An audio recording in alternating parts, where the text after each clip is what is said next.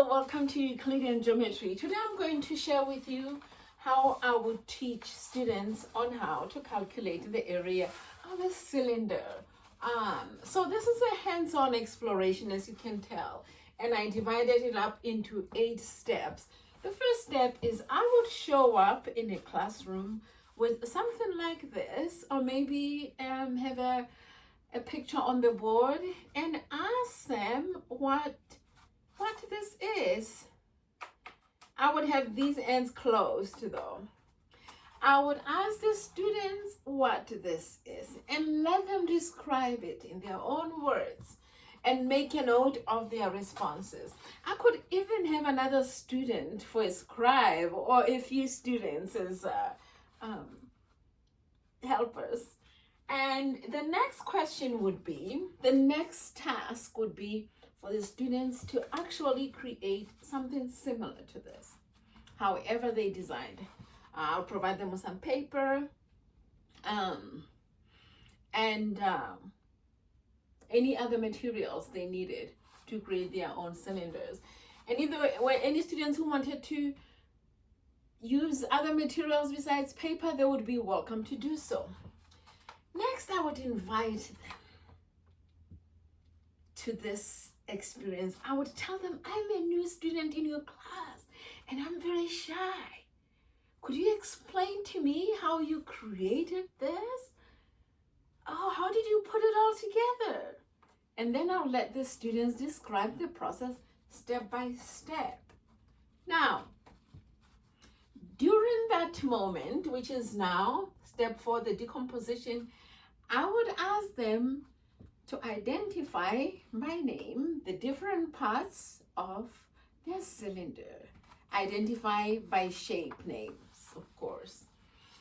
And now I would divide the class into different groups and have each group calculate the area of this cylinder that we started with. I would say, now the big moment has come. I would like you to calculate the area however you think you can, but make sure you can explain your steps, just like we've been doing. So all the different groups will come up with their different ways of calculating the area. Okay, now you're probably wondering, how do you put the groups together? You know your students.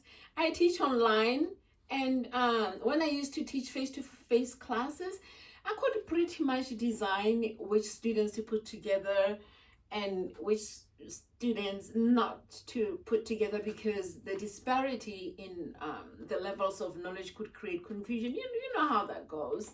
And let's say, for example, you had the first group in which you provided an example on how to calculate the area. You gave them a small grid with squares, and the grid formed a square, something like that. And you had them calculating the area by calculating the number of blocks they have on the side and multiply them by the number of blocks they had longitudinally. So that group would have its own tools to figure out the area. And what I'm saying by this is, you don't just leave them out in the jungle. Of course, there's a group that you could leave it to decide on its own how they would figure out the area. But like I said, because you know your students, you know how much support they needed, you would go around, and if they were stuck in trying to figure out the area, you'd throw in a few hints if necessary. But maybe they could figure that out themselves. Then you just become a vigilant observer. Now, you have 3 groups, hypothetically. One is the one with the grid, because they need more support on how to figure out the area. And then another group is on its own. They are probably gonna calculate the area by using the different shapes. The other group, who knows, maybe they know the formula already.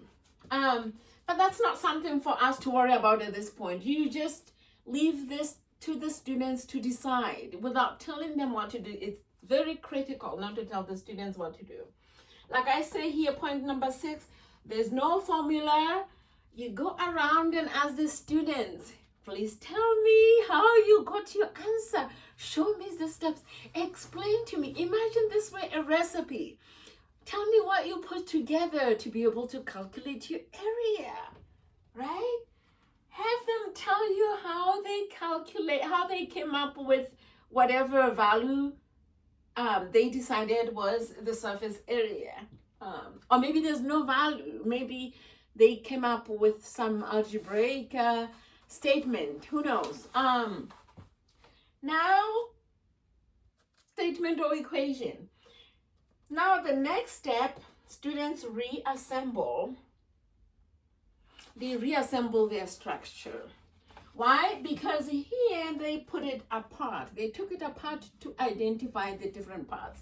Here they put it together. This is the moment of silence and reflection. I would like you to ask all the students now, everybody on their own is thinking about the process. After they've put this together, what are they thinking about? What have they learned so far? What have they come to realize? What thoughts are coming to them, to their minds at this moment? Have them note down their thoughts. And the discussion, during the discussion, you'll have the groups, different groups present their answers and how the answers came about. What is the area? And the first group might tell you something about counting the squares. That's okay. And then they might tell you where they stumbled. That's fine too. And then the next group might tell you how they figured out that a cylinder had 2 circles and a rectangle, and how they added the two areas together. Maybe that's what they did. The third group, maybe they already knew the formula. And then the students will talk about these methods among themselves. You are not to get involved unless you need it. I know it's very difficult as a teacher to feel like we have to guide the learning even when we are not needed. I'm sure you've come across students who know more than you do. I have, and I